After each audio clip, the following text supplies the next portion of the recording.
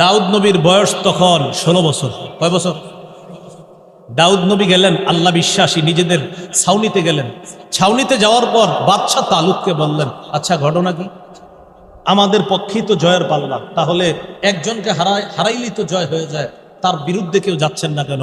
সবাই বলা বলি করতেছে, বাবা যে পালোয়ান জালুদ, ওর সাথে লড়াই করার সাহস কেউ করতেছে না, খোদ বাদশাহ তালুকও যাচ্ছে।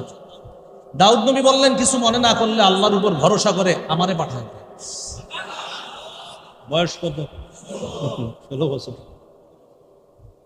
মুজাহিদ বাহিনী সবাই বলল, না না না। বাদশাহ তালু তো বললো, ছোট্ট মানুষ, তুমি কি যাবা?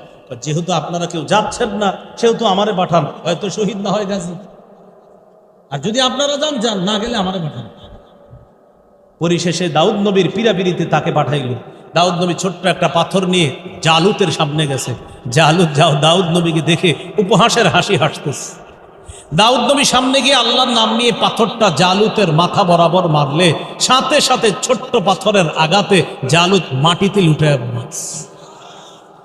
দাউদ নবী গিয়ে জালুতকে দুনিয়া থেকে বিদায় করে দেয়। আল্লাহ কোরআনে বলে, ওয়াকাতালা দাউদ জালুতা, জালুতকে হত্যা করলো দাউদ। 16 বছরের দাউদ পালওয়ান জালুতকে হত্যা করলো। আল্লাহ বুঝিয়ে দিলেন, আমি আল্লাহ যদি মুসলমানকে সাহায্য করি, ছোট্ট বাচ্চার হাতেও পালওয়ানকে আমি আল্লাহ হারিয়ে দিতে পারি।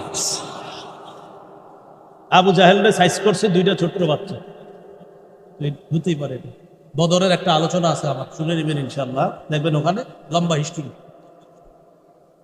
তো জালুতকে হত্যা করার পর আস্তে আস্তে দাউদ নবী পরিণত বয়সে উপনীত হলেন।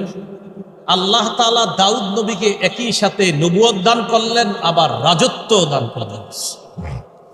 মনে রাখতে হবে, দাউদ নবী ওই নবী যাকে আল্লাহ একসাথে নবুয়ত দান করেছেন, আবার রাজত্ব দান করেছেন। দাউদ নবী ফিলিস্তিনের শাসক হলেন।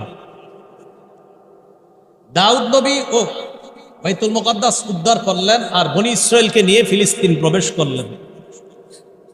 দাউদ নবী ফিলিস্তিনের 74% অঞ্চল জুড়ে সাম্রাজ্য গড়ে তুললেন। কয় পার্সেন্ট? 74% অঞ্চল। এই সর্বপ্রথম বনী ইসরায়েলরা বিশাল বড় এলাকা জুড়ে সাম্রাজ্য গড়ে তুলল। আচ্ছা বলেন তো, ইতিহাস যে এতক্ষণ বললাম, মাত্র বনী ইসরায়েলের মোটামুটি একটা অবস্থান তৈরি হলো কোথায়? ফিলিস্তিনে। অথচ এর আগে কতগুলা জাতির কথা বললাম, কেনানি, হেক্সুস, আমরীয়, ফিনিশিয়ান, ব্লেসড ইত্যাদি অনেক নাম বললাম, ঠিক না? ইহুদিরা বর্তমানে দাবি করে ফিলিস্তিন আমাদের, এখানে আমাদের আদি নিবাস। এটা শুধু তাদের দাবি, তবে দলিল নাই, কোনো প্রমাণ দিতে পারে না। বাস্তবতা হলো, এখানে বনী ইসরায়েল বা ইহুদিদের আদি নিবাস না, এখানে আদি নিবাস ছিল কেনানীদের।